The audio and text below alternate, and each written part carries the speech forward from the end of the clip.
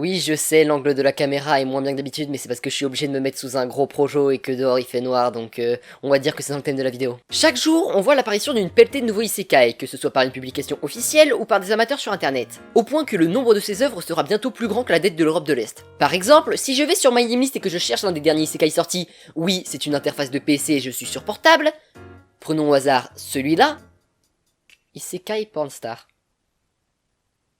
Bref, nous attardons pas trop sur ça et intéressons-nous à l'une des dernières adaptations animées d'un isekai qui est sorti, j'ai nommé Kage no Jitsuryokusha no Naritakute, aussi nommé The Eminence in Shadow.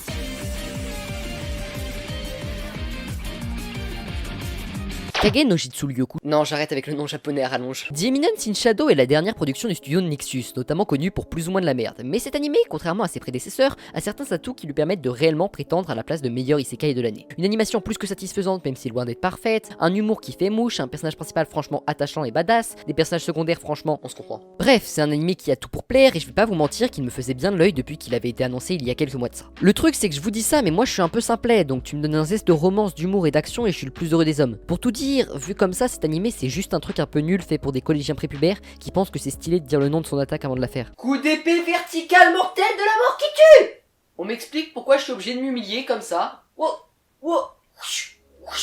Tout du moins au début. Mais on va analyser tout ça. Bon, trêve de préambule, pourquoi The Eminence in Shadow est beaucoup plus profond qu'il n'y paraît. Quand je vous ai décrit l'animé, je vous l'ai vendu comme un truc cliché qui rassemble des codes, même s'il le fait très bien, mais sans plus. En effet, en prenant épisode par épisode, le premier colle parfaitement à cette idée.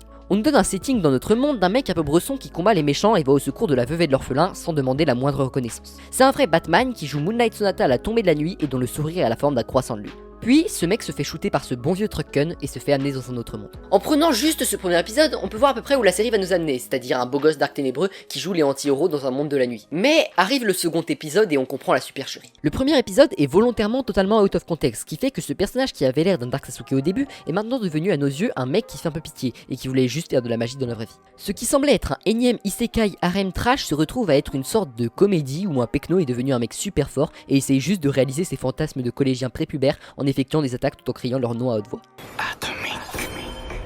Et le fait que justement, si on prend ça out of context, ça paraît être une scène lambda d'anime au héros overpowered, ça rend ça absolument hilarant en fait. Je vais utiliser le manga pour illustrer ce que je dis car il marche beaucoup mieux que l'anime à ce niveau-là. Si on prend par exemple cette scène du chapitre 9, Sid, notre protagoniste, se fait a priori tuer par ce sbire. En prenant la scène individuellement, on dirait juste un moment random d'un manga random où un personnage secondaire se fait tuer pour sauver le protagoniste. Mais quand on prend le truc dans sa globalité, la scène paraît totalement débile. C'est genre le mec le plus fort du monde qui est trop content qu'il y ait une attaque terroriste sur son lycée parce qu'il va pouvoir se sacrifier dans le rôle d'un personnage secondaire. Il y a tout le monde qui est sur le point de mourir, mais lui non, il vit sa meilleure vie.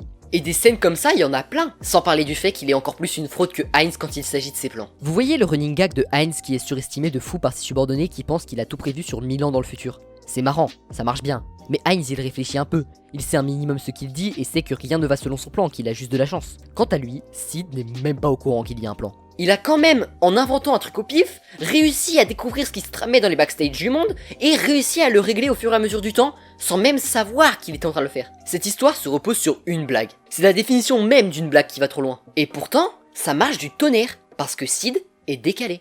C'est comme si quelqu'un écrivait un scénario et qu'il se rajoutait dans certaines lignes sans même porter attention à ce qui se passe. Il est décalé, il navigue parallèlement à l'histoire de ce monde, un monde qui essaye tant bien que mal de le suivre. Tu fusionnes ça au fait que non seulement il ne sait rien, mais qu'en plus il n'en a rien à faire, et le personnage devient vraiment attachant. Et c'est pour ça que pour moi, The Eminence in Shadow est le début de la fin pour les isekai dans le bon sens du terme. Car derrière son rôle de juste une série parodique, l'anime cache une certaine critique du fonctionnement des isekai. La mode des isekai en anime est étonnamment plus récente que ce qu'on imagine. Si on devait lui donner un vrai point de départ, ce serait sûrement la sortie de No Game No Life en 2014. Puis, quand Konosuba est sorti en 2017 avec pour but de critiquer ce milieu en pleine expansion, on a eu le droit à une pelletée de isekai parodiques qui ont voulu s'en inspirer, mais en perdant ce côté dénonciateur. J'adore Kosyo Shiro, mais ça n'a rien de très profond. C'était sympa Dungeon of the Black Company, mais si ça devait être une critique, elle serait plutôt tournée vers la société de consommation. Isekai Oji-san est une très bonne parodie, mais ça a paradoxalement un concept trop bien pour être une critique. Et même Konosuba a abandonné ce côté dénonciateur pour plus se concentrer sur ses blagues et sur la densité de son histoire et de ses personnages. The Eminence in Shadow est l'anime qui, plus que tout autre, ressemble au début de Konosuba. Il nous donne du isekai pur jus, aussi bien au niveau de ses designs que dans son scénario, où on retrouve des histoires de rois démons saupoudrées d'une géopolitique qui pue du cul.